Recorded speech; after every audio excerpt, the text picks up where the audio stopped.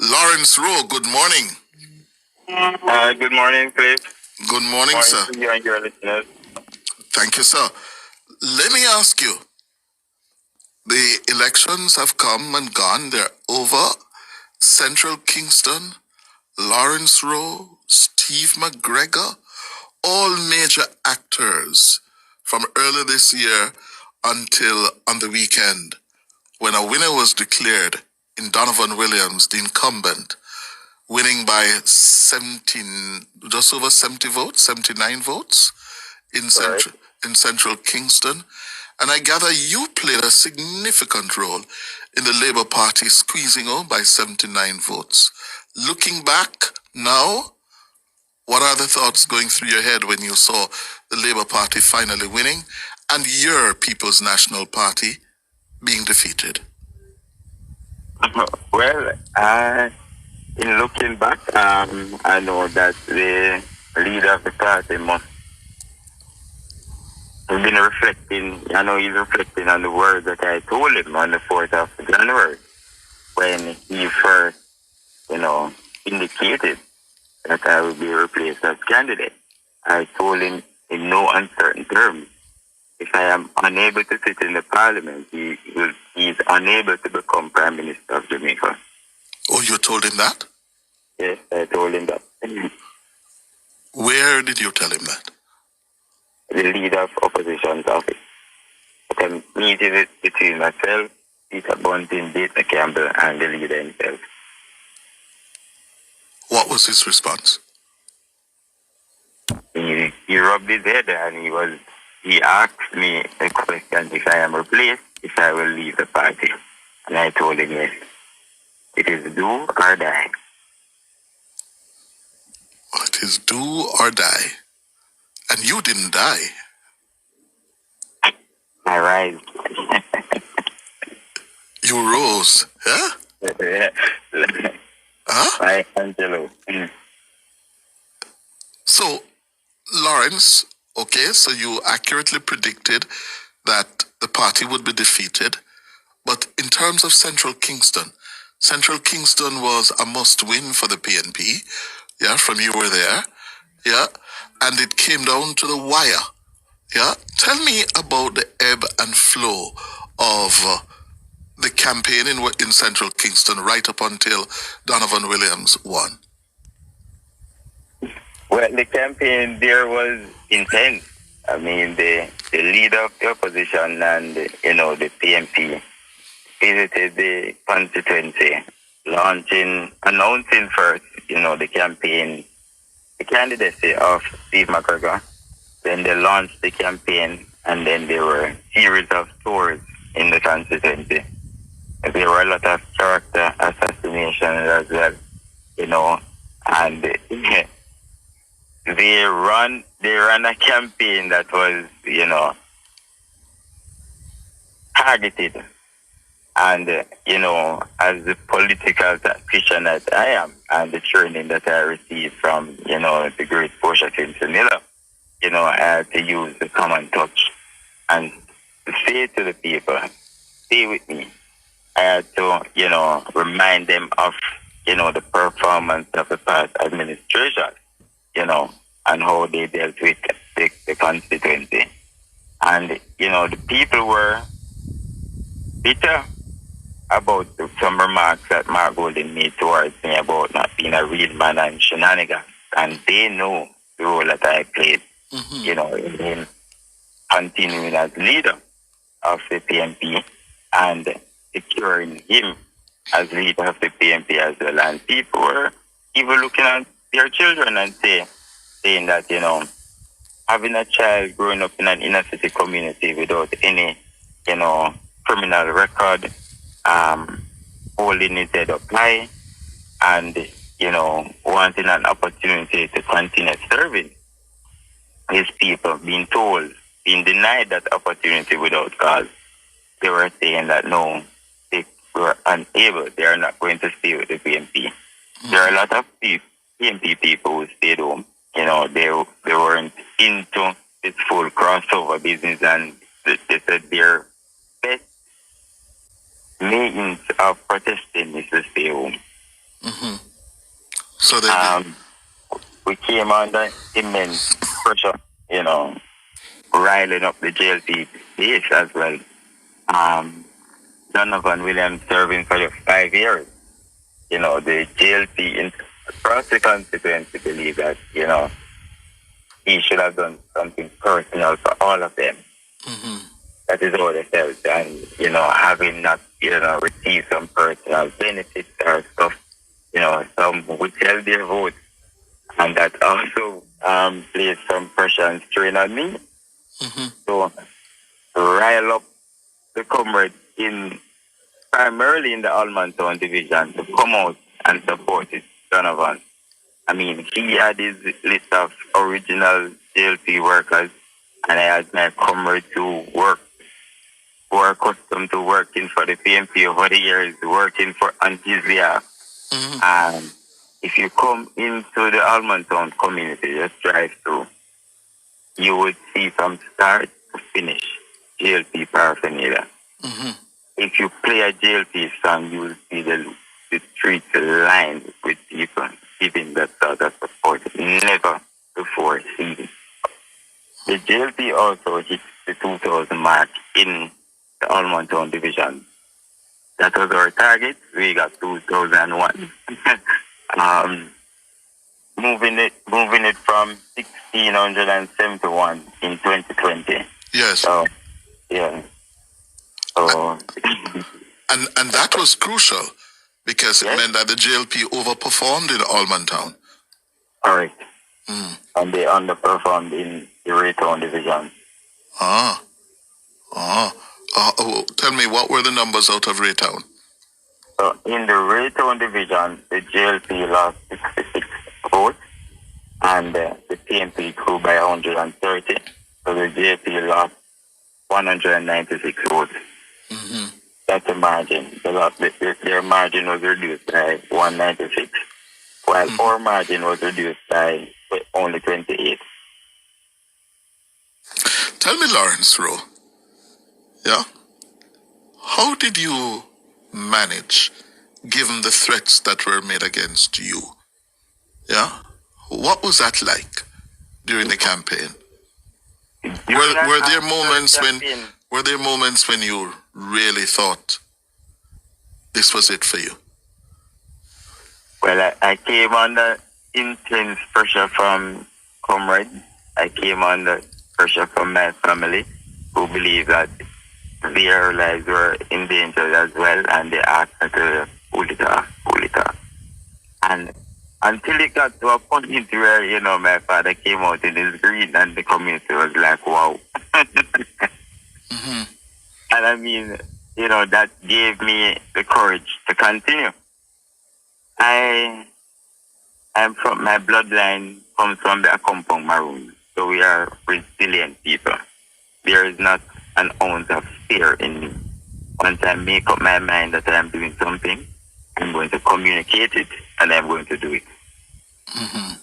But weren't you being, I don't want to use the word, but it keeps on coming at me. Weren't you being stupid in staying in central Kingston, given the threats against you? That was not being rational? I had to stay with the people. I had to show them that I am in this fight with them. Yes. And I will be with them. Oh. That's a personal decision I had to make. Mm-hmm. During that period, I purchased my home in Phoenix Park, which was up for sale, coming out of the issues with the PMP and, what I spent in the local government election. I was almost bankrupt. I was bankrupt. Yeah. And my loans went bad. I get a little over $30 million. So my house was repossessed. I had to sold 2 of my vehicles, the insurance for my car went straight to NCB to cover debt. Mm-hmm. So life for me was a wreck, but I knew what I was about. Uh-huh. I knew what my goal was, and I stayed the course and accomplished it. Have you recovered now, financially? Yes, I have. As I said, I had assets above, surpassing the debt. And I just decided that I'm going to restart life. And, that's how it is. You win some, you lose some. I grew humble, in a board structure. I am accustomed to carrying water on my head. I know about kata, right? I know about standpipe. I know about walking to school. I know about booming drive, I know about pit latrine, and, restarting is not even a difficult task for me because I've always lived a humble life. Service to people is what makes me feel complete rather than, stacking up on assets and living lavishly. I've been asking my listeners to give me 3 reasons why the GLP won and the PNP lost. I want you to give me 3 reasons why the PNP lost and the GLP won. The first is the PNP had no message. They continued to hammer the Prime Minister and the whole integrity report not being certified, and no one was, hearing what is to come. There was no hope for the future, and the PNP kept on. Their messaging was off when they spoke about doom and gloom on the country. And while we as Jamaicans felt, much safer with crime going down, we are feeling, the economy in our pockets, with the tax breaks, the compassionate grants and so on and so forth. We felt that the country was heading in the right direction. What the CMP should have done is to say, yes, we started, fiscal prudence while we were there. It has been accelerated by the JLP, and we will continue, that sort of thing. In terms of crime, when, crime was spiraling out of control, you hammered the government. Now it is under control, you want to give only the commissioner credit for it. Jamaicans are not stupid, right? And, they saw you for what you were doing. And I believe we can talk even about the local government elections in 2024. Coming out of the local government election, it was a one-way campaign, almost a one-way campaign. PNP was out there. They treated it like a general election. They were hammering the Prime Minister, in 2024 about the whole integrity issue. However, at the close of polls, had it been a general election, the JLP would be in government by 1 seat. The result was 32-31. And the PNP had an opportunity to win 13 other seats. They lost 13 seats by under 1,000 votes. There was Manchester Northeast 62, Southeast Clarendon 130, Eastern St. Andrew 186, Southwest St. Elizabeth 218, East Central St. Catherine 246, Northern Clarendon 379, St. Anne Northwest 384, and Portland Eastern 436. And the others are above 500 or below 1,000. So there was this shared arrogance that, we just need 1 seat to form government. And they had, 8 more to form a comfortable government. So, the results then proven that they were arrogant. And what they started to do is to replace candidates like Northeast Manchester, where there was Ethne Miller Simpson. They replaced her with Baldwin, So that, there would be some acrimony there. Yes. Well, Ketsian Barneswell in Southeast Clarendon, they sent Duncan Sutherland to Eastern St. Andrew, and there were already questions around, the selection process there. Was it fair? Miranda was in Southwest St. Elizabeth. Raymond Price was in East Central St. Catherine, and they sent Isaac Buchanan, which was one of the success for them in Portland Eastern. Christopher Brown was a good decision for them. He should have been the candidate from 2007. There were issues with his candidacy, and the party pulled him, right? And he kept working the seat behind the scenes. So that was a good pick. Weaver Hines was a good pick as well. So they picked up 3, which would take them to 34. Yes. Had they continued on the trajectory. However, they lost. So tell me, complete the point. Go ahead. So they lost 6. In Northern Trelawney, the removal of Dennis Meadows, I believe was a huge error on their part. Donovan Mitchell keeping him was not bad, In Central Kingston, they replaced me after coming out ahead of the JLB by 541. That was a colossal loss. So it was political incompetence or what? Arrogance. And why the JLP won? They have performance the achievements that they can campaign on. So that's one. 2, there were comrades who were angry about, around the mistreatment. There were PMP people who believe that Donovan should be given an opportunity to continue the work. And we had a better political organization here in Central Kingston than the PMP. So let me ask you now, what now for Mark Golding and the PNP? How do you see them responding in the weeks and months ahead? I don't see Mark Golding staying on as leader of the PNP. There are too many on that side who are thirsty for power. There are too many what? Too many individuals over there who are thirsty for power. You have Dayton Campbell, you have Damian Crawford, Julian Robbins is there, and many others. So there are interesting times ahead. Dayton Campbell for what? Leader of the party? Leader of the party. Oh? You really think so?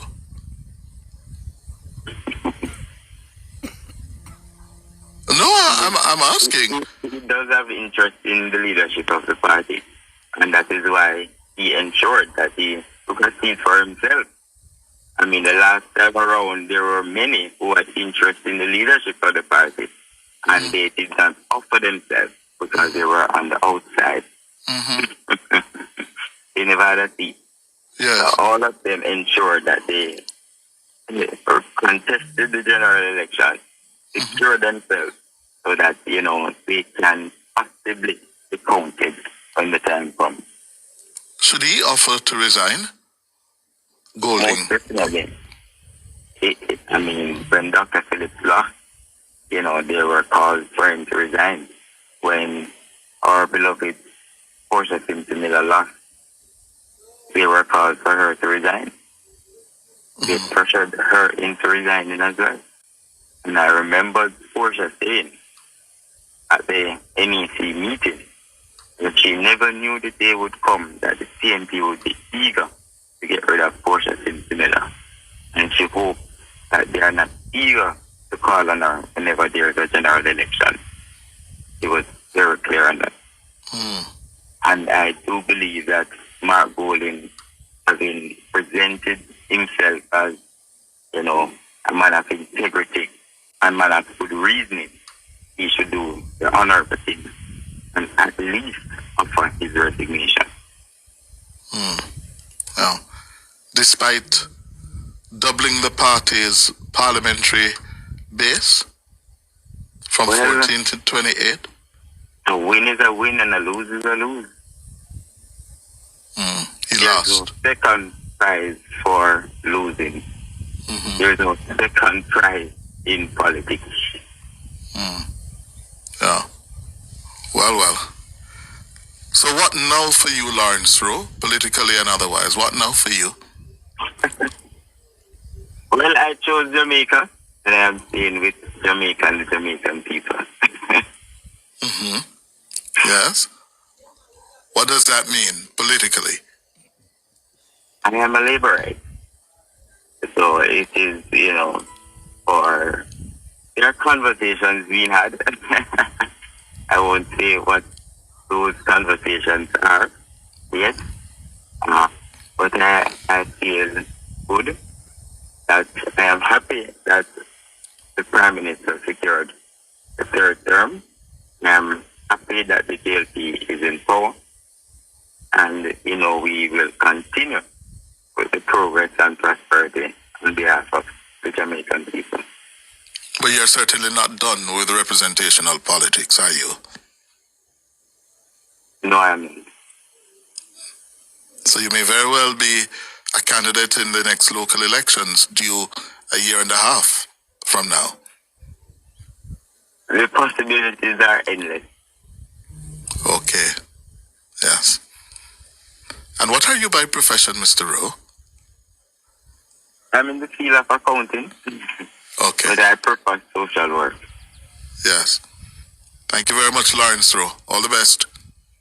Same to you and your listeners. Okay. Take care. Time for the break.